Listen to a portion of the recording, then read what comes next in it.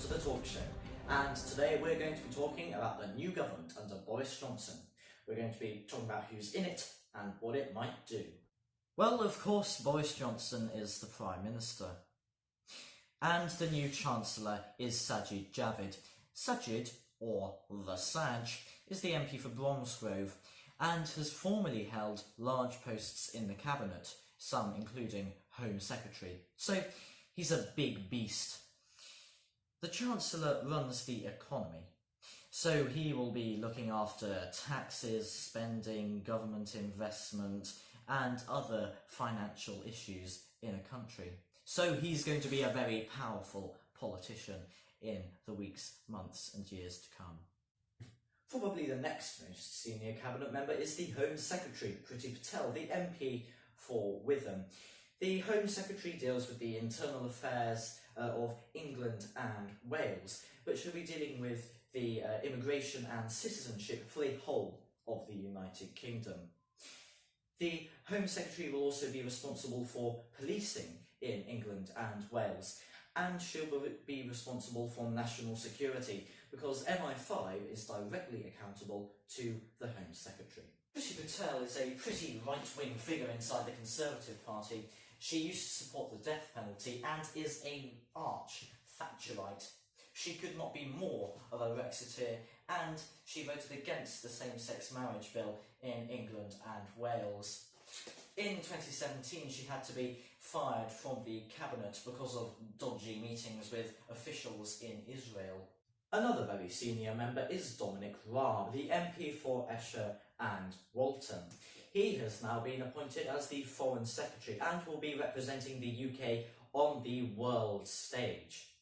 He is the UK's most senior diplomat and will be meeting with heads of state all around the world to discuss global issues. Dominic Raab is also an ardent Brexiteer.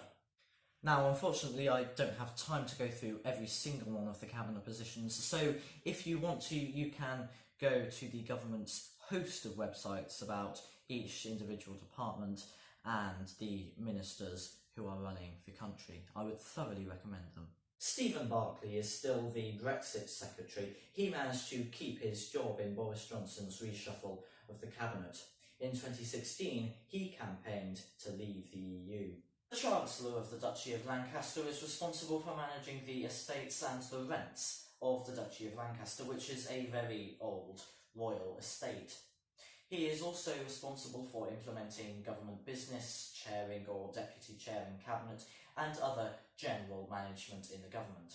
His role will be taken up by Michael Gove, a Conservative politician who fought for Brexit in the 2016 referendum and famously backstabbed Boris when he ran for number 10 back in 2016.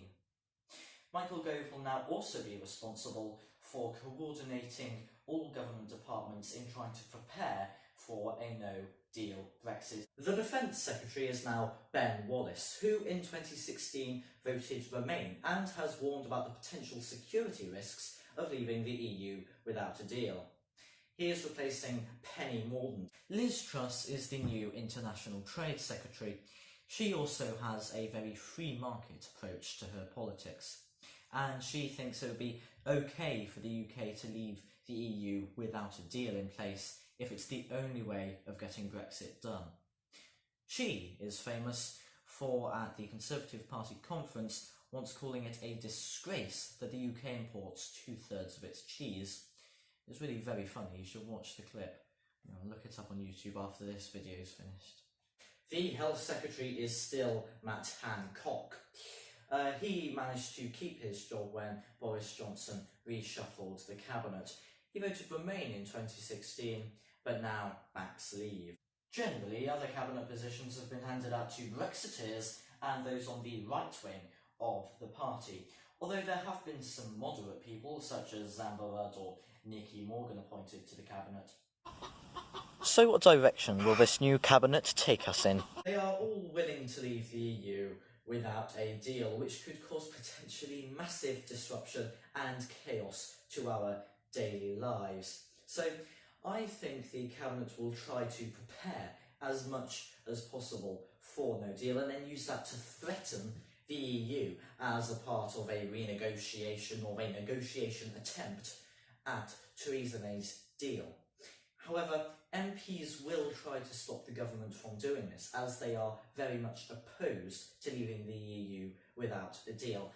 And the EU has insisted time and time again that it will not renegotiate any part of the deal. Boris Johnson remade the cabinet more pro-free market, so I think we can see an attempt at lower taxes and deregulation to try and attract business from other countries to the UK and to try and grow business at home.